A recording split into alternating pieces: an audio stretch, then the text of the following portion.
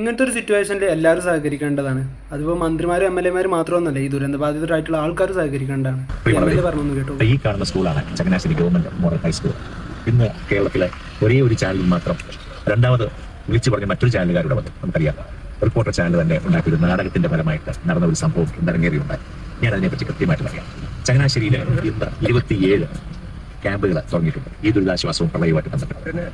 ഈ 27 ക്യാമ്പുകളിൽ എത്രയോ ഉദ്യോഗസ്ഥന്മാരും എത്രയോ ജനപ്രതിനിധികളുമാണ് അഹോരാത്രം അനാവും പകലും ഊണും ഉറപ്പും എല്ലാം ഉപയോഗിച്ച് വർക്ക് ചെയ്യുന്നത്. ആർക്ക് വേണ്ടിയാണ്? ഈ പ്രളയബാധിത പ്രദേശത്ത് നമ്മുടെ സാധാരണ സഹോദരന്മാർക്ക് വേണ്ടിയാണ്. ഞങ്ങൾക്ക് രാവിലെ 6 മണിക്ക് ഇറങ്ങിയാൽ രാത്രി 11 മണി 12 മണിയൊക്കെ ആകുമ്പോഴേക്ക് വീട്ടിച്ചെത്തുന്നത്.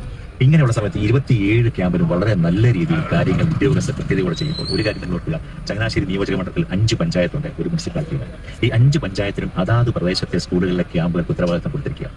മുനിസിപ്പാലിറ്റി പ്രദേശത്തെ മുനിസിപ്പൽ ഭരണാധികാരികൾക്ക് വേണ്ടി ഉത്തരവാദിത്തം കൊടുത്തിരിക്കുകയാണ്. ഇന്ന് നടന്ന ഒരു കാര്യം ഞാൻ സൂചിപ്പിക്കുകയാണ്. ചങ്ങനാശ്ശേരിയിലെ ഈ ഗവൺമെന്റ് സ്കൂള് ഒരേ ഒരു സ്കൂളാണ്. അതിന്റെ 2 സ്ഥലത്താണ് ക്യാമ്പ് ഉണ്ടായിട്ടുള്ളത്. ഇനി 2 ദിവസം മുമ്പ് ഈ സ്കൂളിന്റെ വാക്കൽ നമ്മുടെ ഈ സ്കൂളിൽ ഒരു ക്യാമ്പ് നടന്നു.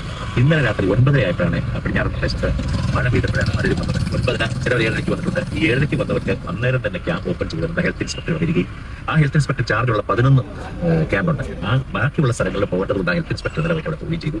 നിങ്ങൾക്ക് വേണ്ട ഭക്ഷണം ഈ പറയുന്ന തൊട്ടിപ്പുറത്ത് ഒരു സ്കൂളിൽ 2 ക്യാമ്പാണ് നടക്കുന്നത്. തൊട്ടിപ്പുറത്തെ ക്യാമ്പിൽ നിന്ന് നിങ്ങൾക്ക് ഭക്ഷണം തരാമെന്ന് പറയുകയും 12 പേർക്ക്, അന്നേരം 12 പേര് മാത്രമേ അവിടെ ഉണ്ടായിട്ടുള്ളൂ. 12 പേർക്ക് ഇവിടുന്ന് ഭക്ഷണം അവിടെ കൊണ്ട് കൊടുക്കുകയും ചെയ്തു.